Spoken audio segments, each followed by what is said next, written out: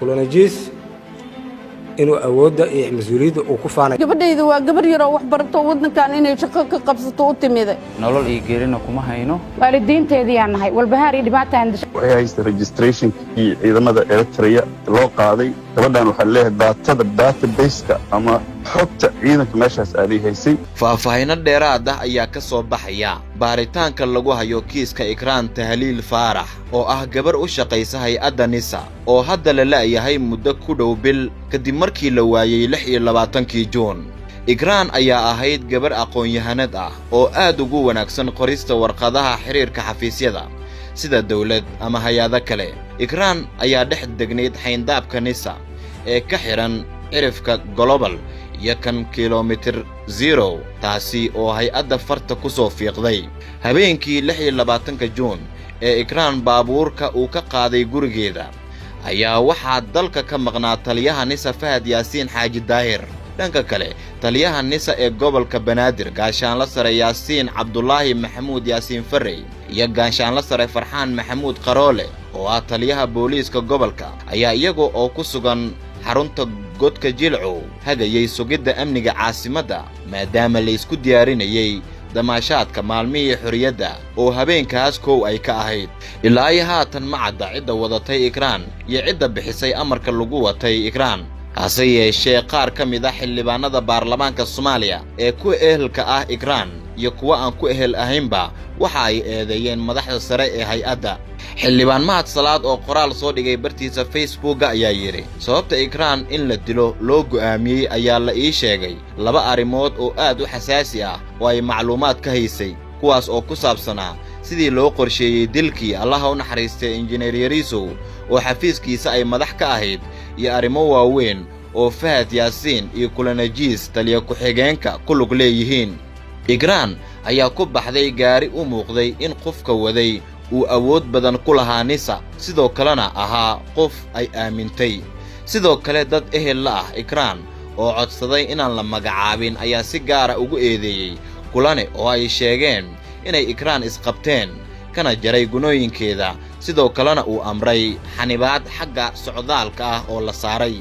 sida aan xogta ku helnay Ikraan waxaa lagu baraarugay maqnaanshiyeeda labadii cisho oo ay ugu horeysay markaas kadib ayaa walaasheed oo joogta Faransiiska waxa ay la soo xiriirtay Yaasiin Farey oo ah taliyaha nabad sugidda gobolka Banaadir. wararka aan helnay ayaa sheegaya in Yaasiin Farey uu hadda hogaaminayo kiiska baaritaanka maqnaanshiyaha Ikraan. waxyaabaha ilaa haatan uu baaritaanka ku ogaaday ayaa la sheegay inay ka mid yihiin inuu hubiyay inaysan dalka ka bixin maadaama uusan soo helin rikood galeed ama muuqaalada ay duubeen kaamirooyinka garoonka diyaaradaha aadan cadde wixii ka dambeeyay maalmihii la waayay. taliyaha gobolka Banaadir ayaa sidoo kale helay muuqaalada kaamirooyinka u dhow gurigeeda oo muujinaya raadka u ekaanshiyaha gabadha iyo gaariga noociisa balse weli lama hayo xog intaasi dhaafsiisan. taliyaha ayaa sidoo kale weydiistay shirkadaha taleefanada Muqdisho inay siiyaan xogta xiriirka ugu dambeeyay ee ay samaysay gabadha balse sida la sheegay waa ay diideen shirkadahan. darawalka la magacaabay oo magaciisa lagu sheegay wadna qabad ayaa ah sarkaal ka tirsan NISA oo aan marnaba darawal u noqon taliye Yaasiin Farey. Yaasiin Farey iyo Ikraan Tahliil ayaa waxaa sida aan xogta ku helnay isbaray taliyaha NISA Fahad Yaasiin Xaaji Daahir walaalkii iyada oo la sheegay in sidoo kale uu kala balamay Fahad laftiisa. wixii markaas ka dambeeyayna waxa ay u ahayd xog hayn aqoonteeda kula joogta xafiiska. Yaasiin Farey iyo Ikraan ayaa la sheegay inay aad isugu dhawaayeen oo xitaa bartay qoyskeeda. waxay isku ahaayeen dad isku fiican oo shaqada isaga dhow.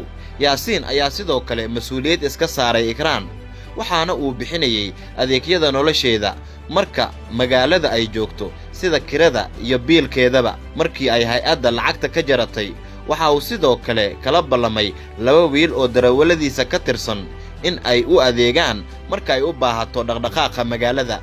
taliye Yaasiin Farey ayaa la sheegay inuu yahay ninka kaliya ee dadaal kasta ku bixinaya sidii uu u heli lahaa Ikraan macluumaad la xiriira raq iyo ruux halka ay ku dambayso.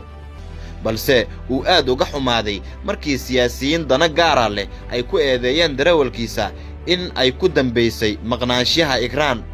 taasi oo u arkay sumcad dil shakhsi ah oo si toos ah loogu soo bareeray.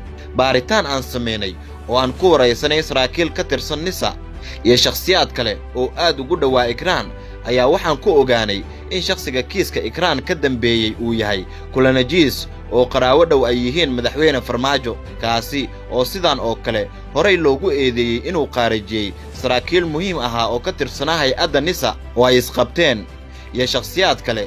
waana nin ku caan baxay shirqoollada nuucan oo kale ah dad badan oo aqoon u leh sida ay wariyeen. Yaasiin Farey oo ah taliyaha sirdoonka caasimadda ayaa baaris dhab ah ku haya arrintan Ikraan iyo sida ay u dhacday iyo cidda soo abaabushay, waxaana uu haatan ku howlan yahay xaqiiqda dhabta ah iyo sidii bulshada loogu soo bandhigi lahaa sida ay wax u dhaceen iyo shakhsiyaadka shirqoolkan maleegayna uu doonayo in uu soo saaro isla markaana cadaaladda uu la tiigsado.